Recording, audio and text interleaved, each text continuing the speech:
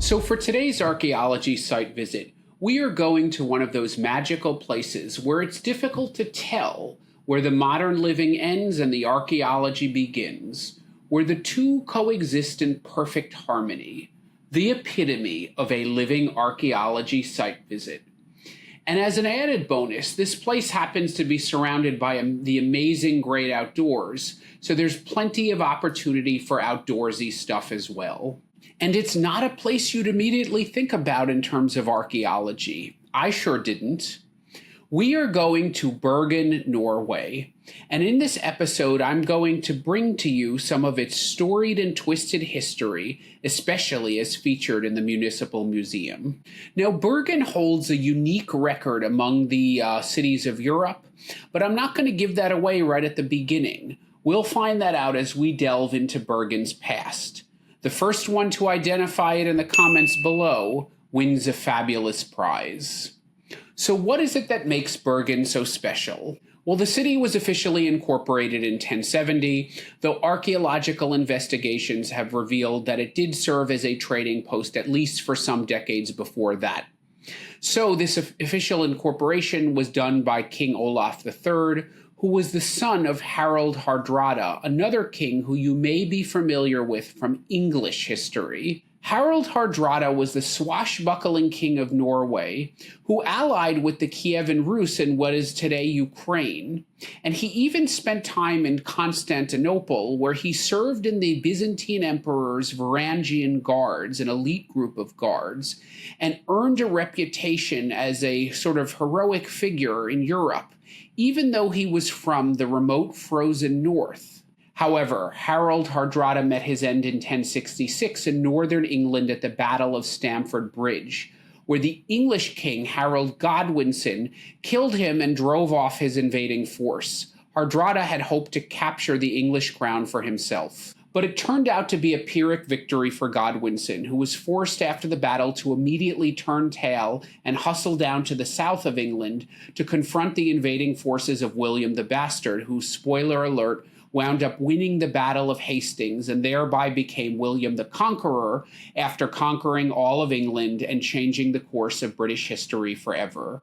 Anyway, you get the idea. Bergen is old. However, the city really hit its stride in the 13th and 14th centuries when it was named as one of the four contours of the Hanseatic League. Those are major trading posts overseas. The other three were Novgorod in what is today Russia, Bruges in what is today Belgium, and London in England.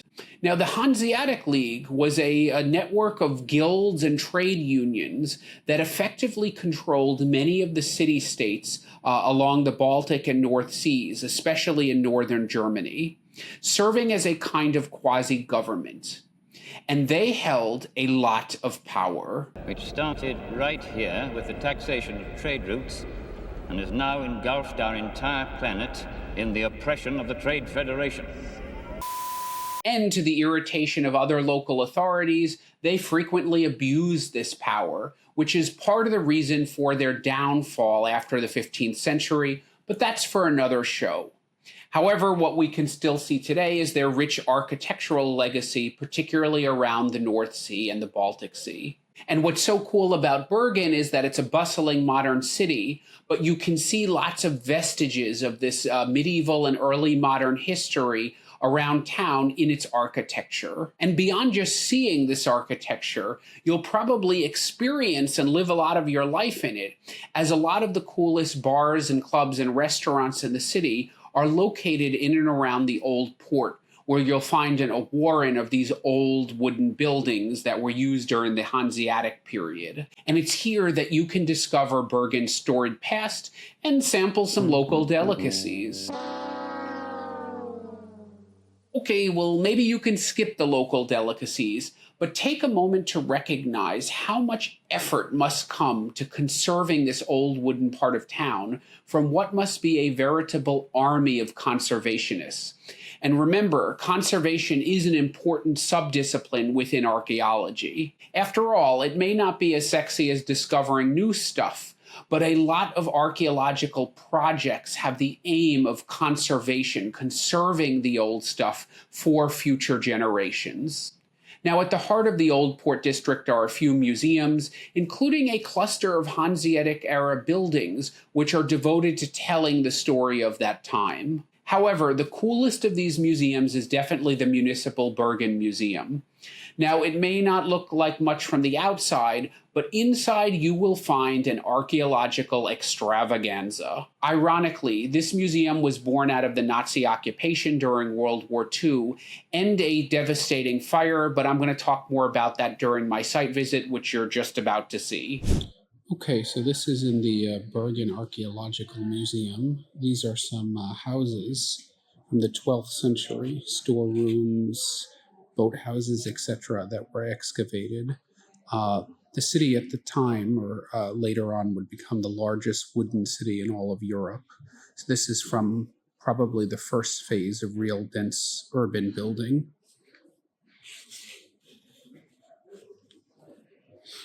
This is a museum, one of those museums that doesn't have the most amazing stuff in it, but just because the presentation is so good and the explanation, it just makes it really interesting, and you wind up spending a lot of time here.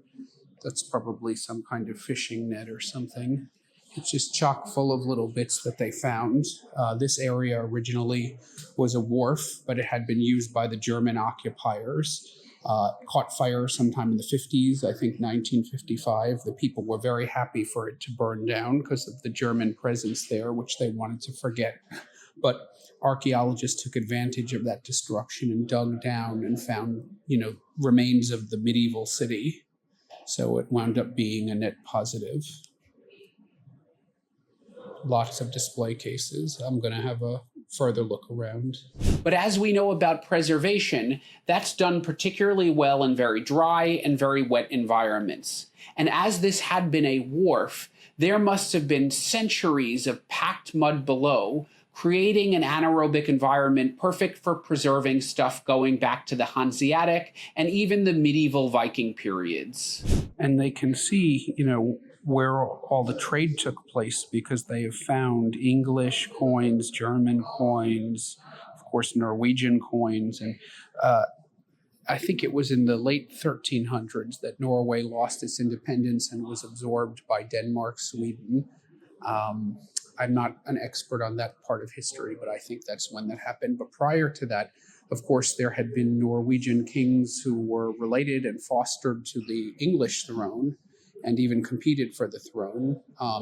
One little known fact is 1066, at the Norman conquest of England. One of the reasons King Harold was lost was he had to fend off an attack by the Danes and the other Vikings up north before rushing back down to Hastings and then losing his head there. Now, this preservation occurred in spite of, and perhaps in some cases even because of, the periodic fires that swept through this all-wooden city. Very cool multimedia display showing all the times the city burned down. Let's wait for one more round of that. There you go. In 1393, only part of it burned down.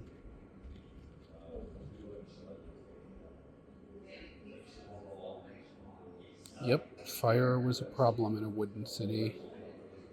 Well, if you remember from our site visit to Must Farm, a collection of Bronze Age stilt houses that burned and essentially collapsed into a swamp, they became known as Britain's Pompeii because that burning induced certain chemical processes such as vitrification that actually better preserve some materials, and particularly afterwards if they fall in the water, which is an anaerobic environment. So in Bergen, there was some amazing preservation of some things that tend to not survive very well, including clothing and, of course, human skeletons. And this exhibit proved to be a great place for me to apply some of the learnings that I got from my human remains work. I always love this part of archaeological museums where they can tell you about how the people lived from what you see on their bones. This particular one had some malformations of the teeth, which show that he was malnourished and sickly as a kid, maybe had disease like measles, which of course was very common in the Middle Ages.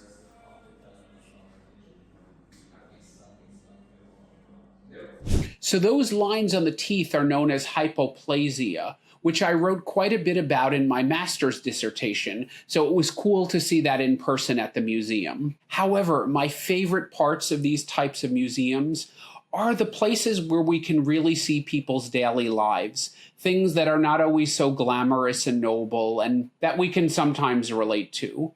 And in this museum, that section was one on runic inscriptions. This is really cool. These are little carvings that were found with runes on them. And then you pull out the drawer and they show you what the rune means, the translation. Very, very cool. Now, when we say runes, you're probably thinking of a bunch of magical, mythical stuff like spells and prayers. But people in the ancient past were often as crude and crass as we are today.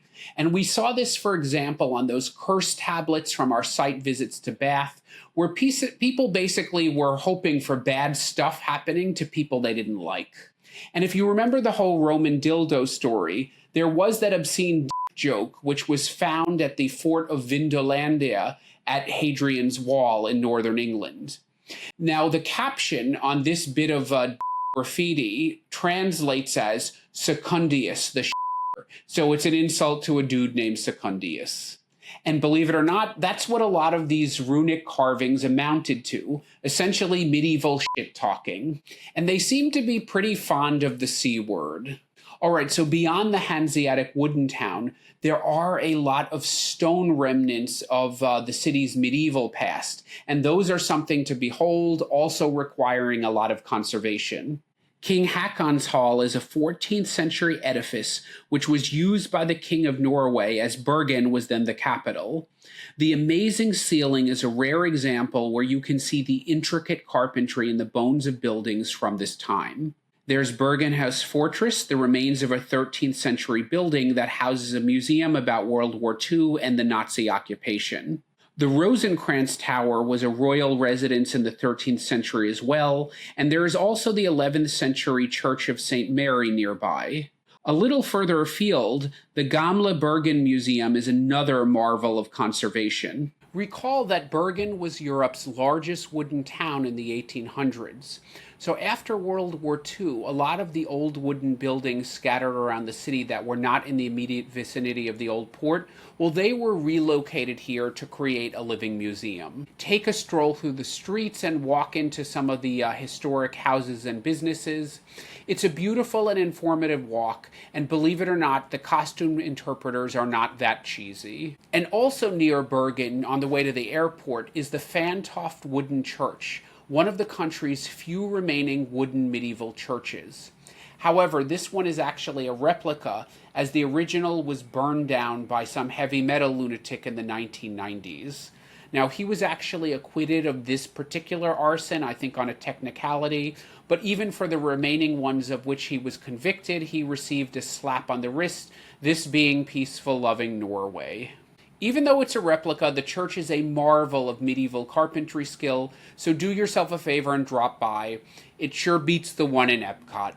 Otherwise, the area around Bergen is perfect for hiking, and you definitely don't want to miss a boat tour of those amazing fjords. So there you have it, Bergen. Awesome nature, lots of cultural history, painstaking conservation, and most important of all, living archaeology. Hey, if you like what you heard, give me that thumbs up below, hit that bell to subscribe, or if you want to support more independent archaeology content, consider contributing to my Patreon, where you can enjoy some exclusive members-only benefits and other goodies. Until the next dig.